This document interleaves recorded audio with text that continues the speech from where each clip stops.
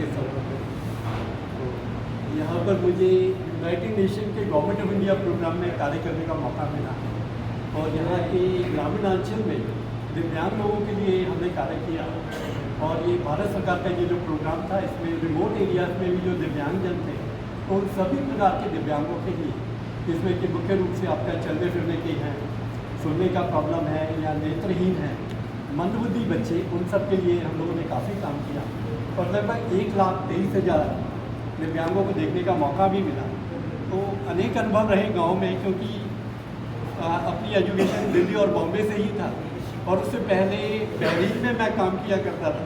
Suddenly I got this opportunity कि rural areas में काम करने का मौका मिला, तो यहाँ पर हम लोग निकल आए। तो यहाँ जब काम किया तो रिमोट एरियाज में बहुत अच्छा मौका मिला और उसमें देखा कि शुरू में जब हम लोग जाते थे तो जो दिव्यांग बच्चियाँ होती थी मंदबुद्धि, उन बच्चियों को बड़ा छुपा के रखते थे। तो उनको बिल्कुल ही पता लगने देते थे कि भी ऐसी कोई समस्या है या कोई प्रॉब्लम है। तो उनको जब कई बार देखा तो कि भाई बंद अंधेरे कमरों में रखा हुआ है, उसको बाहर पता नहीं लगने देते थे, जैसे सोशल स्टिग्मा होता है कि घर से पता ना लगे। तो फिर उनको ये काउंसलिंग करना शुरू किया, उसमें उनको बताया कि भाई ये बच्चे जो है पूरे 100% नहीं है, इनकी IQ टेस्टिंग के बाद हम देख सकते हैं कि इस बच्चे में कितनी दिव्यांगता है। तो कईयों में था 60% की थी, कई में 70% की थी और उसमें IQ लेवल कुछ था। तो उसके हिसाब से उनको हमने कहा कि आप इनसे छोटे छोटे काम कराना शुरू करें। यदि घर में झाड़ू लगा सकती है या सब्जियां धो सकते हैं या कुछ और घर के सपोर्ट काम कर सकती है तो उसमें आप इसको इन्वॉल्व करें। तो धीरे धीरे उन्होंने करना शुरू किया तो उनका जो स्तर था धीरे धीरे इम्प्रूव हुआ। और अब जब हम देखते हैं कि आजकल यदि छोटा बच्चा भी जो होता था तो उसको भी फटाफट हॉस्पिटल में या यहाँ ले आते थे और उसकी मेडिकल सर्टिफिकेट बन रहा है। उसमें गवर्नमेंट ने एक बड़ा अच्छा कार्य किया कि मंदबुद्धि बच्चे और सेरेब्रल पॉल्सी के बच्चे, उनको वो बच्चा 2 साल या 3 साल का भी होता है तो सिर्फ ये कि भी गाना गाना, जोर जोर से बोलना, तो इस चीज़ ने उसके जीवन में चेंज लाया। तो इन चीज़ों को प्रैक्टिकली देख करके कई बार लिखा और यूनिवर्सिटी ऑफ सिडनी में एक इसी के ऊपर एक पेपर लिखा तो उन्होंने भी इस पर अप्रिशिएट किया।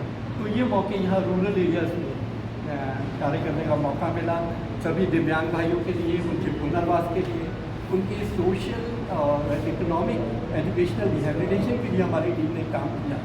तो बड़ा अच्छा अनुभव रहा। और लास्ट में मैं यही कहूँगा कि ज़िंदगी की असली उड़ान अभी बाकी है, आगे इनके और भी अरमान बाकी है। अभी तो इन्होंने नापी है मुट्ठी भर ज़मीन, नापने को सारा आसमान बाकी है।